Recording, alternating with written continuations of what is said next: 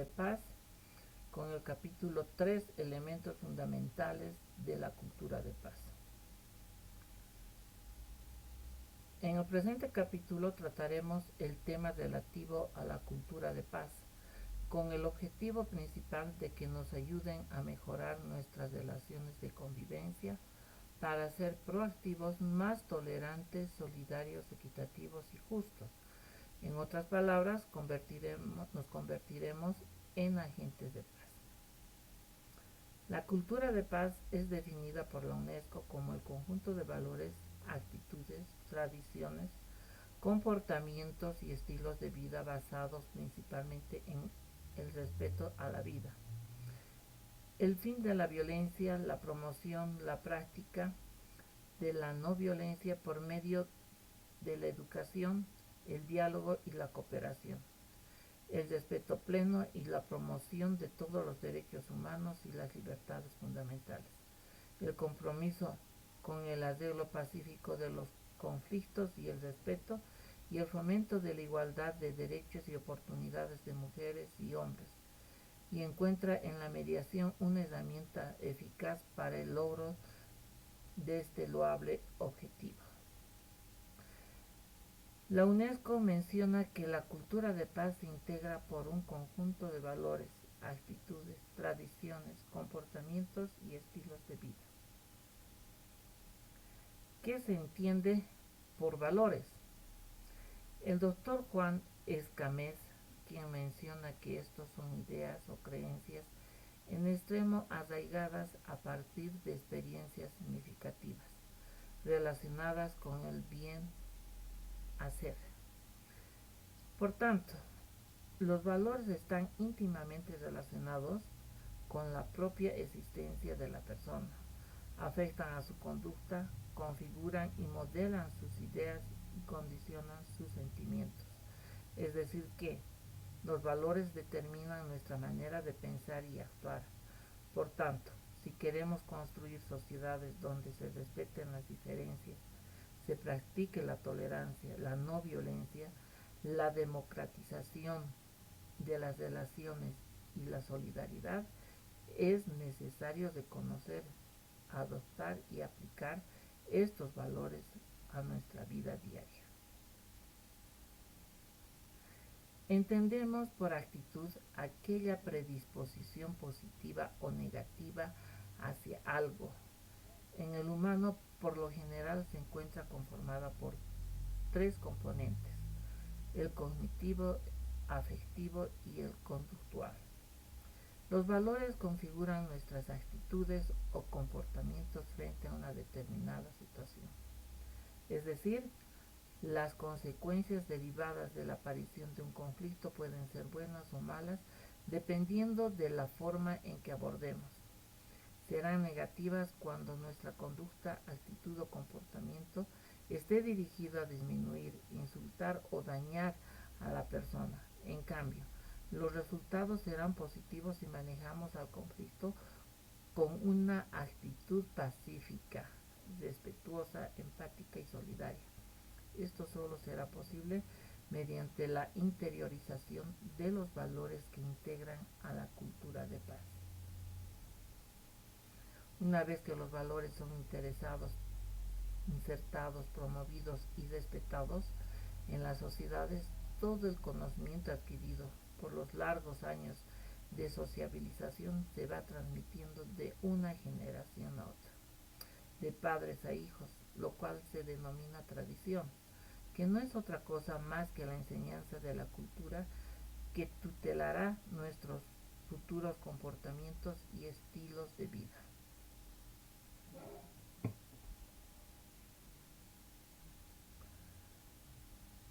La cultura de paz está integrada por distintos valores que configuran los criterios de conducta a las personas. Si se logra incluir en la vida cotidiana la práctica y el respeto de valores como la tolerancia, el respeto, la solidaridad, la justicia, la equidad y el diálogo entre nosotros, contribuiremos a la construcción de la cultura de paz. La mejor estrategia para fortalecer y promover estos valores es a través de la educación. Para la Organización de las Naciones Unidas, para la educación, la ciencia y la cultura UNESCO, la educación se erige como el pilar de las actividades de promoción de la cultura de paz.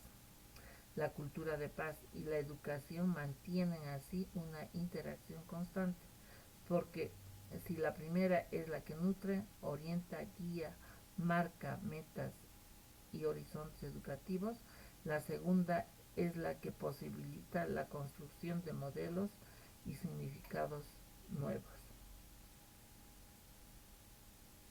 Analizaremos algunos valores que componen la cultura de paz. Primeramente tenemos la equidad, que es definida por la Real Academia Española como sinónimo de igualdad. Asimismo, la define como la propensión a dejarse guiar por el sentimiento del deber o de la conciencia, más que por las prescripciones rigurosas de la justicia o por el texto determinante de la ley. En otras palabras, la equidad es la condición donde prevalece lo que nos dicta nuestra razón. Sin embargo, esto no es subjetivo, porque lo que para un individuo es un comportamiento equitativo basado en su razón puede ser inequitativo para otro.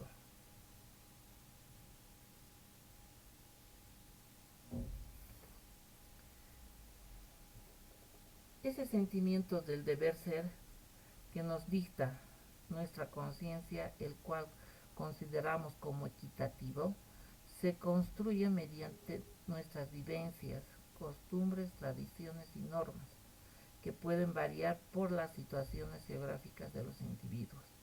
El reto es homologar criterios mínimos de lo que es la equidad, porque la misma está influenciada por diversos factores, tales como la escala de valores, necesidades, intereses y objetivos por satisfacer, sacrificios requeridos para satisfacer los mismos, circunstancias y situaciones, contextos de interactuación, el estado emocional, historias recientes como también la cultura y la religión. Tolerancia. Por tolerancia se entiende aquel respeto a las ideas, creencias o prácticas de los demás cuando son diferentes o contrarias a las propias. Por tal motivo, el primer paso que todos podemos dar con el objetivo de alcanzar la cultura de paz, es empezar a ser más tolerantes y respetuosos de los demás. Es decir, cual sea su credo, condición social, preferencia social, color de piel y género, lo indispensable es el respeto y ser tolerantes. La cultura de paz solo podrá tener éxito en un contexto de entendimiento mutuo y de concepción abierta y activa de la diversidad. Solidaridad. La solidaridad es aquel valor que representa la adherencia a la causa de alguien. Es decir, cuando nosotros manifestamos una actitud de solidaridad, cuando decidimos apoyar a nuestros semejantes en cualquier tarea determinada. Normalmente reconocemos este valor después de algún evento catastrófico que afecta a alguna población, como los terremotos, inundaciones, guerras, sequías, etcétera. La paz está íntimamente ligada con la solidaridad. La paz no se puede concebir si no es en relación con los otros, y esos otros son aquellos con quienes cada persona mantiene intercambios e interrelaciones inmediatos y cercanos, y aquellos cuyos comportamientos producen consecuencias sobre ella, aunque no los conozca personalmente ni sepa sus nombres. Justicia. es uno de los valores que más se ha estudiado. Es famosa la definición de Ulpiano, que hace mención que la justicia es la voluntad firme y constante de dar a cada quien lo suyo o lo que le corresponde. Sin embargo, esto es algo muy subjetivo, debido a que es muy difícil encontrar plenamente lo que le corresponde a alguien, porque lo que nos puede parecer justo a nosotros puede resultar injusto para los demás. Con frecuencia se hace mención que cuando los participantes en un conflicto resuelven sus diferencias con base en un procedimiento no adversarial basado en el diálogo, los participantes consideran que se ha hecho justicia. Esta característica la podemos encontrar en los métodos alternativos para la transformación pacífica de los conflictos, que por sus propias cualidades nos acercan más a la justicia y a la equidad más que por la vía judicial. Diálogo. El diálogo es tan importante, es definido por la Real Academia Española como una práctica o discusión entre dos o más personas que alternativamente manifiestan sus ideas o afectos en busca de aveniencia.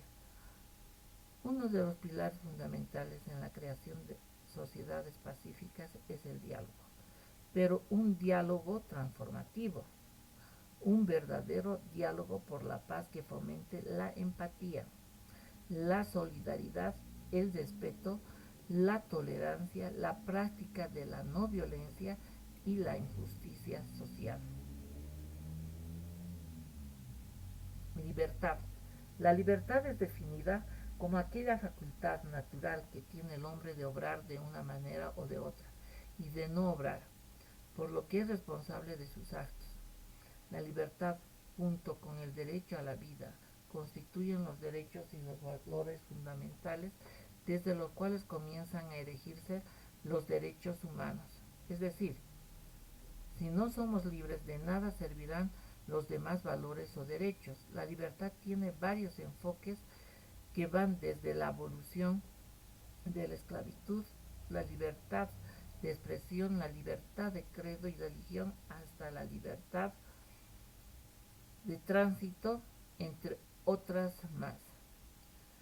Si nos quitan el derecho de ser libres, nos impiden el crecimiento personal, social y humano. Por tanto, este es un valor fundamental para erigir la cultura de paz. Democracia. Es una palabra que proviene del griego, que se compone de dos locuciones. Demos, que era como se dividían las familias en la antigua Atenas, que se entiende como pueblo. Kratos, que era un dios que personificaba al poder y a la fuerza. De este modo, la democracia es entendida como la fuerza o el poder del pueblo. La democracia como sistema de gobierno se sustenta en el pueblo, es quien toma las decisiones, tiene como origen la ciudad-estado de Atenas, donde los ciudadanos que integraban la polis se reunían en el agora y justos tomaban parte en las tareas de gobierno. El establecimiento de la democracia como forma de gobierno en los países es uno de los objetivos para el pleno desarrollo de la cultura de paz, mencionado en la Declaración y Programa de Acción sobre una cultura de paz de la UNESCO, en su artículo 3. Sin embargo, lo más importante es adquirir los valores, principios democráticos e insertarlos en las estructuras de la sociedad. Desarrollar valores, actitudes y habilidades socioemocionales y éticas que sustentan una convivencia social donde todos participen, compartan y se desarrollen plenamente. ¿Cómo fortalecer la cultura de paz a través del respeto de los derechos humanos? Uno de los aliados de la cultura de paz es el respeto pleno a los derechos humanos. Por ese motivo debemos estudiarlos para conocer sus orígenes, su concepto y sobre todo identificar qué derechos tutelan para hacer valer por cada uno de nosotros y así convertirnos en agentes garantes de los derechos humanos, es decir, en agentes de paz. Vamos a realizar una breve historia de los derechos humanos. Estos surgieron por una medida contra los abusos del poder político, por lo que es posible encontrar distintos antecedentes que hicieron posible la evolución y la construcción de los derechos humanos actuales. Uno de los antecedentes más remotos es el denominado cilindro de Sirio, un cilindro de barro donde el rey de Persia, Ciro el Grande, decretó que los integrantes de la ciudad de Babilonia, recién anexada por medio de la conquista persa, tenía el derecho de escoger su religión. Con ello estableció la igualdad racial entre ambas civilizaciones y liberó a los esclavos. Desde Babilonia, la idea de los derechos humanos se difundió con rapidez por India, Grecia y por último a Roma, donde se acuñaba el concepto de ley natural, tras observar el hecho de que las personas tendían a seguir en el transcurso de la vida ciertas leyes que no estaban escritas. En tanto, la ley romana se basaba en ideas racionales derivadas de la naturaleza de las cosas. Es importante mencionar que el derecho romano influyó notablemente en diversas doctrinas jurídicas al crear un sistema jurídico tan amplio, completo y plenamente definido y jerarquizado como el jus civilis y el derecho civil, que sirve de fundamento para nuestra estructura jurídica. La influencia romana en el common law es significativamente menor. Sin embargo, en esta estructura jurídica inglesa podemos identificar que en la Carta Magna firmada en 1215 por el rey Juan ya se vislumbraban los primeros trazos de los derechos humanos al concederles a los ciudadanos ingleses todas las libertades y derechos que por costumbre habían obtenido.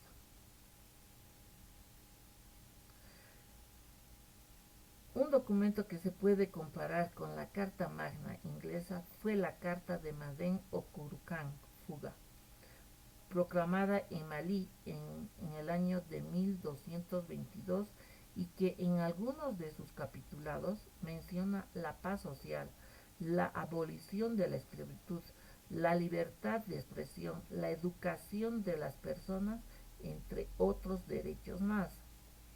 Otro de los hechos históricos que tuvo una importante influencia en los derechos humanos actuales fue la Declaración de Independencia de Estados Unidos de América, en la que se expresó que todos los hombres son iguales. La declaración hace énfasis en dos temas: derechos individuales y el derecho de revolución. Aunando a estos eventos históricos las consideraciones de pensadores como Maquiavelo, Bodino, Hobbes, Locke y Rousseau, representantes del racionalismo, fundaron la base para la Revolución Francesa de 1789, movimiento que los legó el documento que probablemente ha influido con mayor énfasis en la elaboración de los derechos humanos actuales. La Declaración de los Derechos del Hombre y del Ciudadano, que otorgaba la titularidad de derechos por el simple hecho de ser personas. Los derechos tutelares por esta declaración se centraban principalmente en el individuo, reconociendo los derechos civiles y políticos bajo la premisa de los pilares de libertad, igualdad y fraternidad, lemas de la Revolución Francesa. Sin embargo, no hay que olvidar que fueron y siguen siendo necesarias las luchas pacíficas en favor de la dignidad humana, como el movimiento de los derechos civiles, de Martin Luther King y el movimiento independentista de Mahatma Gandhi. Los derechos humanos son el conjunto de facultades, prerrogativas, libertades, pretensiones de carácter civil, político, económico, social y cultural, incluidos los recursos y mecanismos de garantía de todas estas que se reconocen al ser humano considerando individual y colectivamente. El respeto hacia los derechos humanos de cada persona es un deber de todos. Por tanto, todas las autoridades en el ámbito de sus competencias tienen la obligación de promover, respetar, proteger y garantizar los derechos humanos consignados en favor del individuo. De igual manera, la aplicación de los derechos humanos a la que se encuentran obligadas todas las autoridades se rigen por los principios de universalidad, interdependencia, indivisibilidad y progresividad. Cuando hablamos de la universalidad, estamos hablando de una característica que señala que los titulares de los derechos humanos no son todas las personas, es decir, los derechos humanos corresponden a todas las personas por igual y sin excepción alguna. Interdependencia. Los derechos humanos constituyen una red interconectada que permite estar ligada con otros derechos, de tal manera que el reconocimiento de uno de ellos hacia como su ejercicio implica necesariamente que se respeten y se protejan entre sí. Indivisibilidad. Los derechos humanos no pueden dividirse debido a su constante interacción con los demás y a falta de uno de ellos se rompería esa red que protege la dignidad humana. Progresividad. Los derechos humanos también deben ir cambiando y adecuándose a las necesidades de las nuevas sociedades. Su progresividad implica que su defensa y promoción sea una tarea inagotable. Irreversibles. Una vez que los estados han reconocido y aceptado jurídicamente los derechos de las personas, los mismos no podrán ser revocados. Lo que representa la obligación por parte del Estado de procurar todos los medios posibles para su satisfacción. Inalienabilidad. Esta característica consiste básicamente en que el titular del derecho no le está permitido realizar ningún tipo de acto de sacrificio o de no ejercicio de su derecho humano, que en la práctica equivalan a la pérdida del derecho.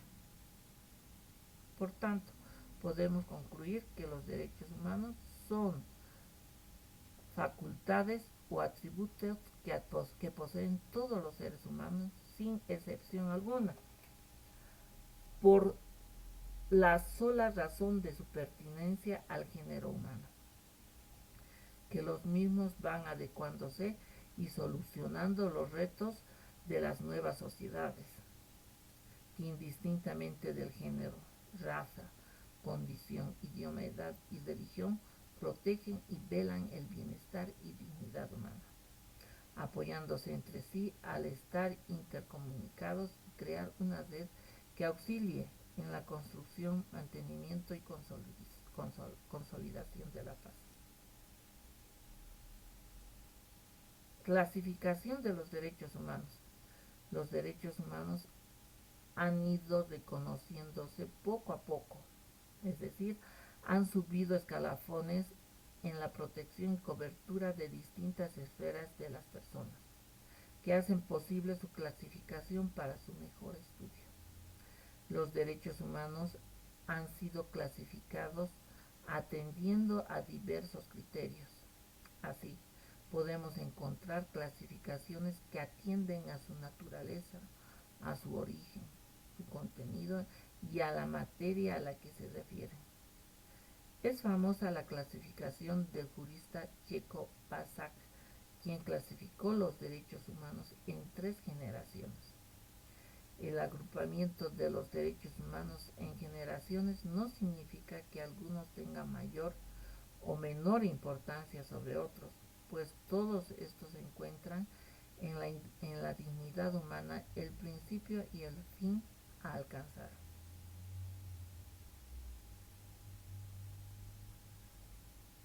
Acá tenemos un cuadro que vamos a ir refiriéndonos uno por uno.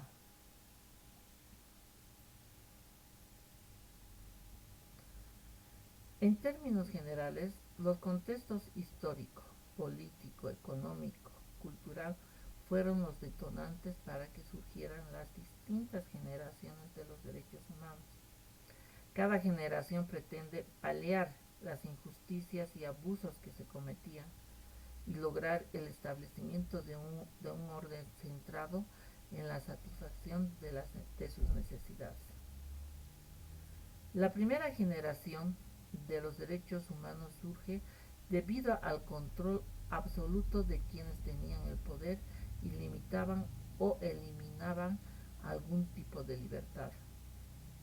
Por lo general, los regímenes de este tipo se caracterizaban por la opresión del pueblo, la disparidad social, la ausencia de derechos, etc.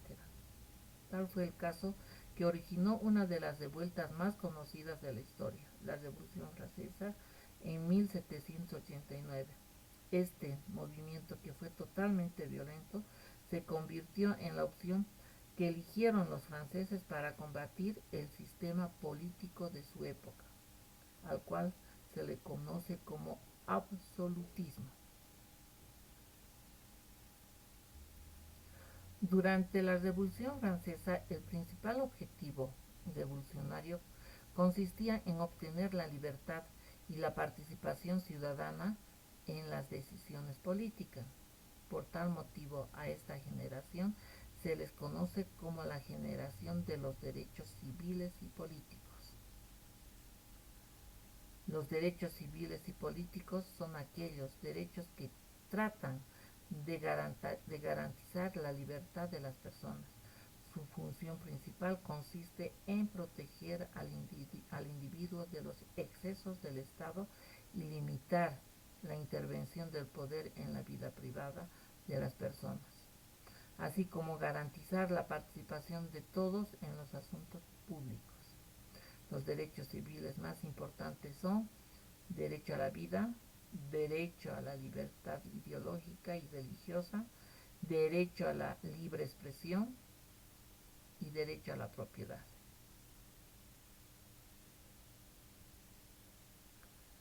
Los derechos humanos logrados por la Revolución Francesa, que se denomina de primera generación, debieron ser complementados y ampliados a otras esferas del individuo, debido a que la obsesión de limitar el accionar del Estado produjo un sistema centrado en la libertad denominado liberalismo, sistema que fue llevado al extremo y causaba grandes diferencias sociales entre la clase burguesa y la clase proletaria, lo que ocasionó la aparición de distintas revueltas de clase trabajadora que buscaba alcanzar mejores situaciones laborales y sociales, como la Revolución Mexicana. Como consecuencia de estas revoluciones obreras del siglo XIX y XX surgieron ideologías socialistas que exigían la participación del Estado en la satisfacción de las necesidades de la sociedad, lo que produjo la aparición de las primeras políticas sociales como la seguridad social y la regulación del trabajo. En ese momento histórico en el que se comenzaron a construir los derechos humanos de la segunda generación relativos a la igualdad económica, social y cultural. Estos derechos tratan de fomentar la igualdad real entre las personas, ofreciendo a todas las mismas oportunidades para que puedan desarrollar una vida digna. Su función consiste en promover la acción del Estado para garantizar el acceso de todas a unas condiciones de vida adecuadas. Los derechos de segunda generación son derecho a la educación, al agua, a la alimentación, derecho a la salud, derecho al trabajo, derecho a una vivienda digna, así como la seguridad social y las prestaciones por desempleo. Estas dos clasificaciones de los derechos humanos son las que ya han sido reconocidas y plasmadas en la Declaración Universal de los Derechos Humanos. Es decir, son los derechos que han adquirido la categoría de positivos.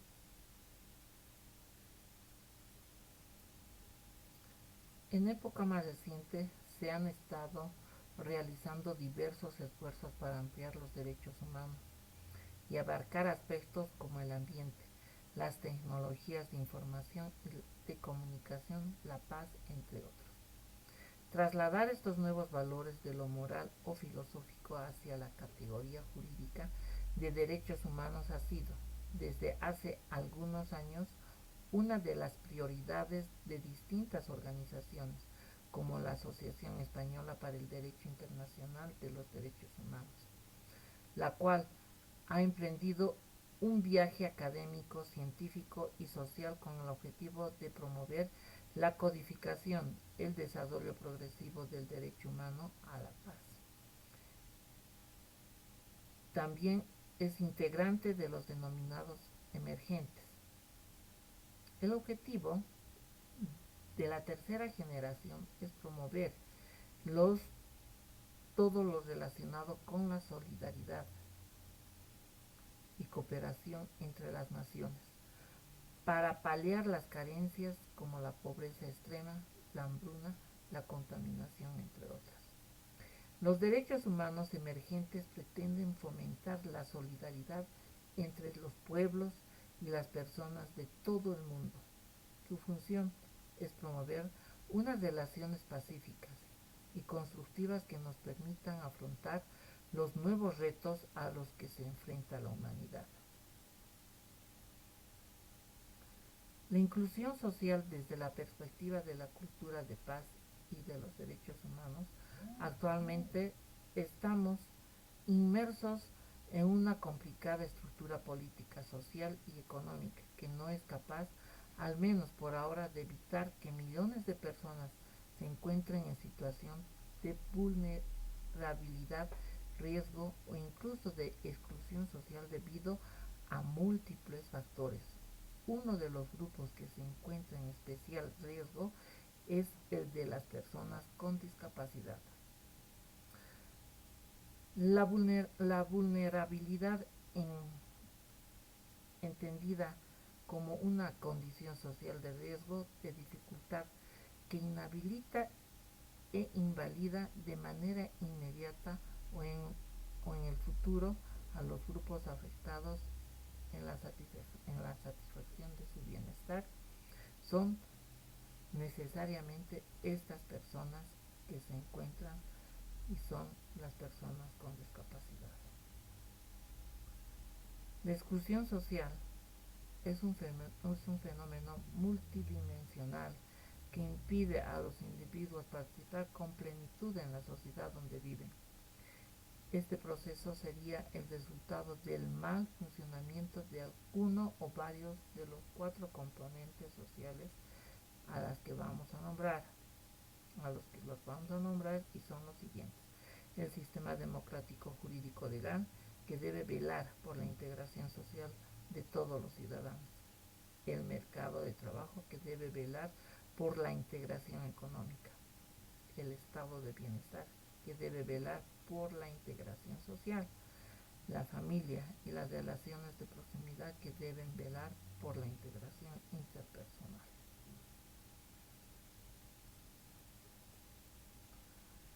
Los grupos vulnerables son aquellos grupos que por sus condiciones sociales, económicas, culturales o psicológicas pueden sufrir maltratos contra sus derechos humanos.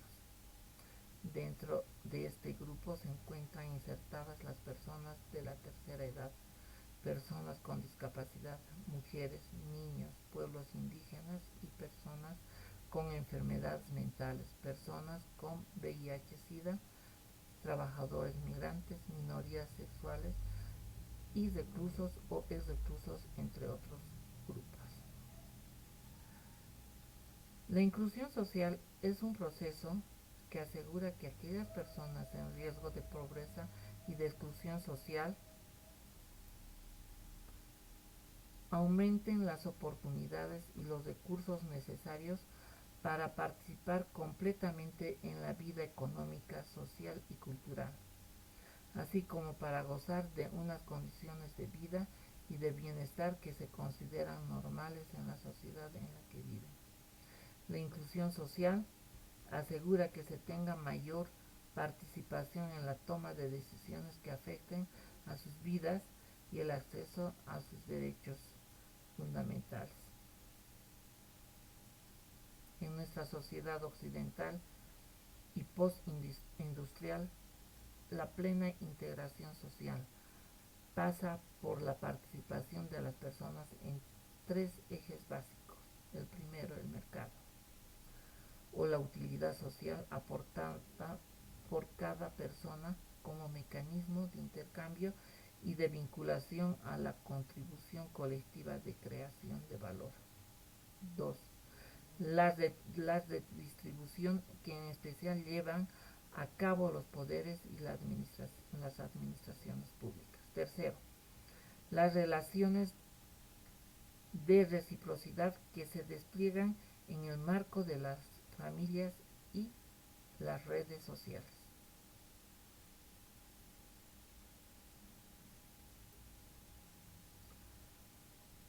Es importante realizar la diferencia entre discapacidad, deficiencia y minusvalía. En 1980, la Organización Mundial de la Salud sugirió las siguientes definiciones de estos tres primeros términos. Deficiencia es toda pérdida o anormalidad de una estructura o función psicológica, fisiológica o anatómica. Discapacidad es toda restricción o ausencia debida a una deficiencia de la capacidad de realizar una actividad en la forma o dentro de la margen que se considera normal para el ser humano. Minusvalía. Situación desventajosa para un individuo determinado a consecuencia de una deficiencia o de una discapacidad que limita o impide el desempeño de un papel que es normal en su caso, ya sea en la función de su edad, sexo y factores sociales y culturales.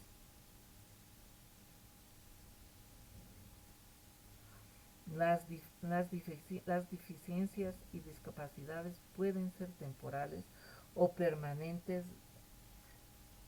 reversibles o irreversibles, progresivas o regresivas.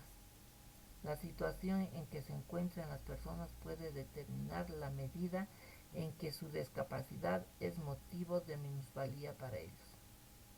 De lo anterior se desprende que una minusvalía es consecuencia tanto de una deficiencia como de las condiciones ambientales. Si las barreras ambientales son eliminadas, el individuo en cuestión seguirá siendo una persona con deficiencia, pero no necesariamente un minusválido.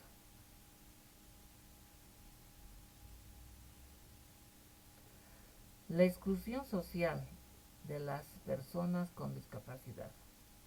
Las personas con discapacidad conforman un grupo vulnerable y numeroso, llegándose a la conclusión: primero, las personas con discapacidad son esencialmente vulnerables a la exclusión social. 2.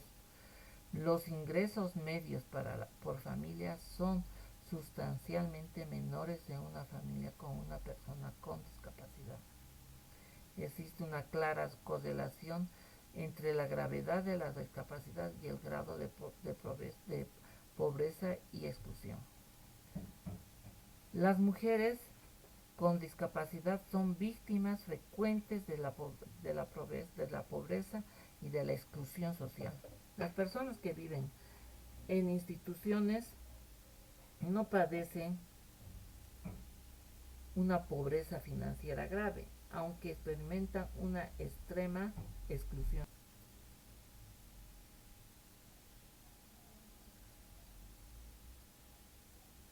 Mediación como estrategia facilitadora de la inclusión social para personas con discapacidad. El bienestar social podría entenderse como un fin de la cultura de paz, estado que se alcanza con la promoción social y la gestación pacífica de conflictos. Por tanto, es necesario incidir en el concepto de bienestar social. Al respecto, podemos decir que en el bienestar incluyen condiciones materiales de naturaleza económica o social, tales como la renta, la atención sanitaria, la cultura o el ocio, que con mayor o menor dificultad pueden medirse, pero también incluyen condiciones inmateriales como las sensaciones y las emociones humanas difícilmente cuantificables.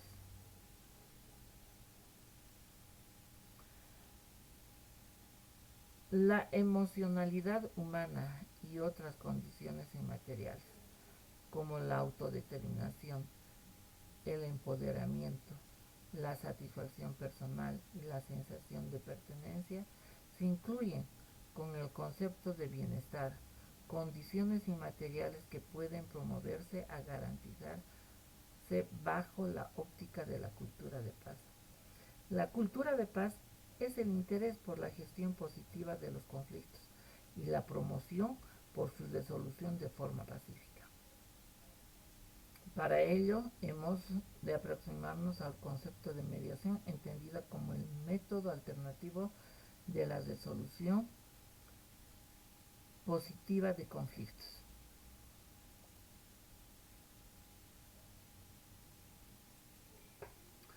La mediación es un proceso por el cual las personas son capaces de gestionar en forma positiva sus conflictos con el objetivo de encontrar soluciones eficaces.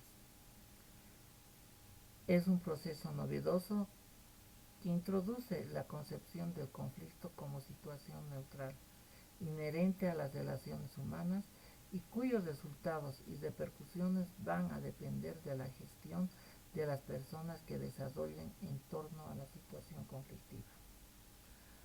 Una sociedad que promueve la participación, la autodeterminación de los ciudadanos, es una sociedad que facilita la generación de competencias personales y oportunidades.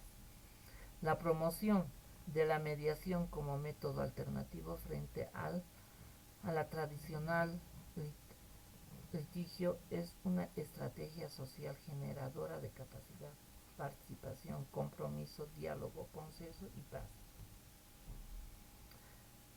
La mediación es un procedimiento aplicable a todo tipo de conflicto, independientemente de su origen, independientemente de las personas implicadas. Mediación y discapacidad.